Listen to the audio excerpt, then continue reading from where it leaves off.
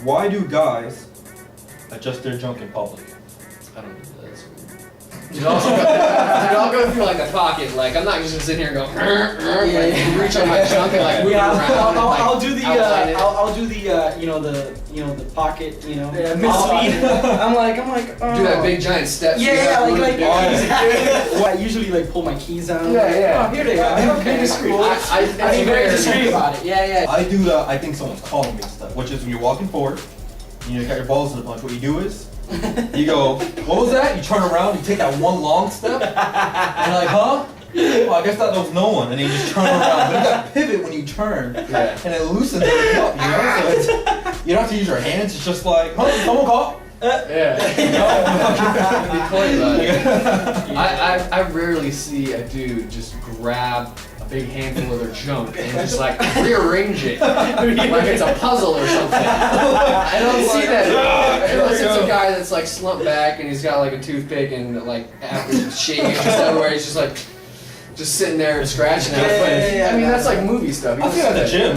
Yeah, well that's the gym. I mean, well that's the gym. Well that's the gym. I mean, some people stuff laughing. Well, some people wear the Under Armour at the gym and keeps the shit tight. Yeah. I mean, I don't know what it's like to have, huge boobs or like here, I mean, where sports bra why do they push there? Why do they pack stuff on their boobs? You know what I mean? How many times it's like, whoop, there's a credit card, like, whoa, where did that come out? My credit card is my phone. Oh yeah, here's my wallet. Here's my puppy. I didn't realize you were built like a boy.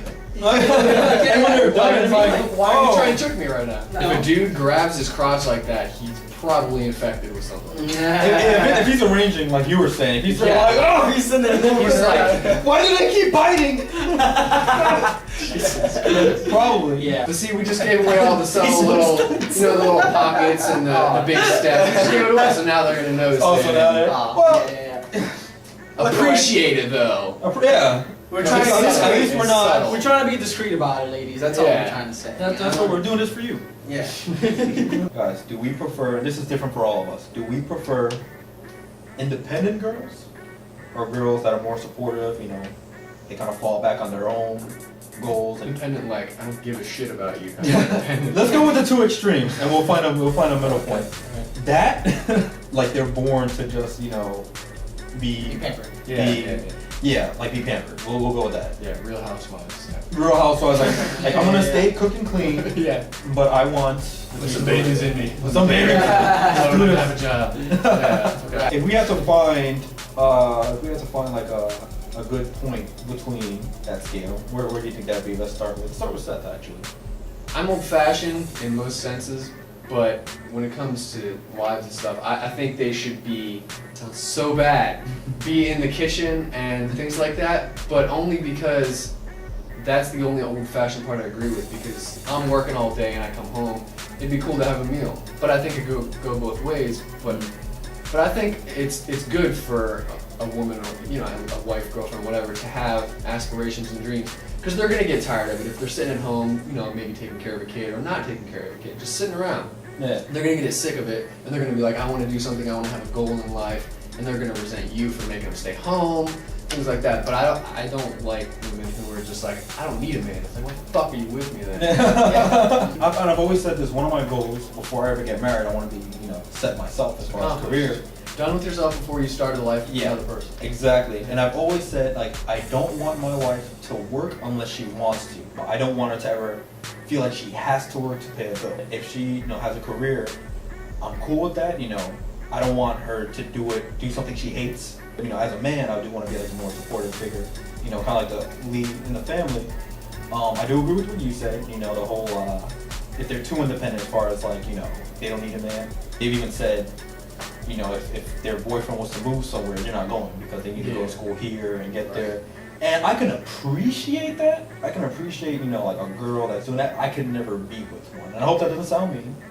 It's just preference. I mean, I've been in a long distance relationship, and it started out as a long distance relationship. And yeah, it sucked a little bit, but whenever you see each other a few times a year, it makes it more special whenever you actually get to live with each other.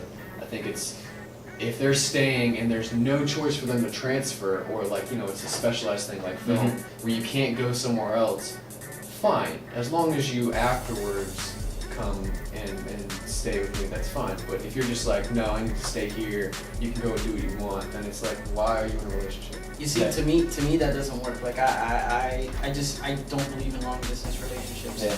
And the reason why I don't is because I'm not the extreme jealous type, but you know, you're always wondering what that person is doing. Mm-hmm. And then again, you know, you don't want to suffocate that person either. You know what I mean? I mean, clearly, you know, if you think that person's special and you know you're nice and like you said, you know, if every now and then, you know, you guys do get together, you know, it may be that special. But then, you know, and also, another side of me also wonders, will I be able to get along with this person as well as if we were living together? Now, I understand if, you know, as Otis mentioned here, let's say, you know, her and I, like, we meet here, you know, and, you know, we start a relationship, like, we're a year onto it. I mean, you know, feelings have grown, you've grown attached to this person, you're working on something and you have to be relocated for, like, let's say 3 months. You know, that's fine. I mean, you know, I can deal with that, but, you know, then again, we're talking about how much distance here too.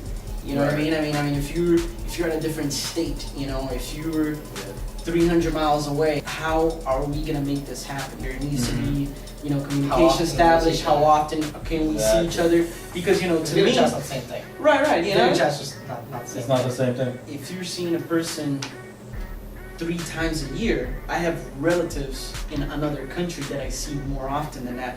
Yeah. You know what I mean? Like, how I mean, can it you? definitely is. There's a lot Right. of negatives to it. I personally am a very affectionate person. Mhm. I like to almost always be around my significant other, and when I would see her only like 3 times a year, literally 3 or 4 times a year by plane, because it was like a few states away, it Right. sucked. But whenever we actually got to see each other, it was awesome. And then, you know, you leave, and if you can last a year with that much trust and that much distance, you can pretty much make it through everything. But unfortunately, I'm kind of like defeating myself with this. It didn't work out because she ended up breaking my trust when we actually lived together. But like you say, Exactly. you go from not living together, not Mhm. being around each other, then you're Mhm. around each other, and it's great because you're like, oh, this is new, we haven't been around each other, and then all of a sudden it's like, hey, I fucking hate you. Yeah. I mean, You were good. You were good. You're great, Not you right should now. go away, states I mean- away, and then it would be alright. I mean, Go live somewhere else. right. I mean, if you think about it, picture this. Like, this is just me. You know, like you said, I'm the affectionate, you know, type as well. And, you know, to me, your feelings are one of, you know, the most valuable things you can ever set forth as far as an investment. You know what I mean? Yeah.